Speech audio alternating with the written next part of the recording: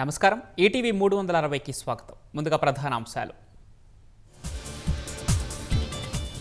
తిరుపతిలో భారతీయ విజ్ఞాన సమ్మేళనం. అన్ని రంగాల్లో సృజనాత్మకంగా భిన్నంగా ఆలోచించాలని సీఎం పిలుపు. స్టార్టప్లలో భారత్ దూసుకుపోతోందన్న కేంద్ర మంత్రి జితేంద్ర సింగ్. రక్షణ రంగ ఎగుమతుల్లో గణనీయ వృద్ధి సాధించినట్లు వెల్లడి. సుఖదుఖాలు తాత్కాలికమన్న మోహన్ భాగవత్. క్షమాగుణమే మనిషిని ఉన్నత స్థితిలో నిలుపుతుందని వ్యాఖ్య. హైదరాబాద్ విజయవాడ హైవేపై వాహనాల రద్దీ. వరుస సెలవుల వేళ సొంతూళ్లకు వెళ్తూ ఉండటంతో ట్రాఫిక్ జామ్.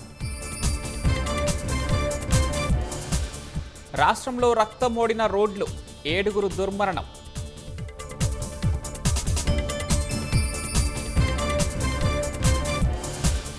రష్యా ఉక్రెయిన్ యుద్ధం ముగింపులో కీలక ముందడుగు.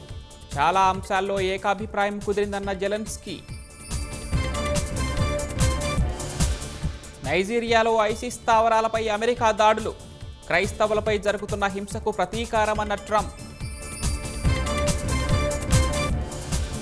వరుసగా సెలవులు రావడంతో ప్రముఖ ఆలయాల్లో రద్దీ. దర్శనం కోసం గంటల తరబడి క్యూ లైన్లలో నిరీక్షణ.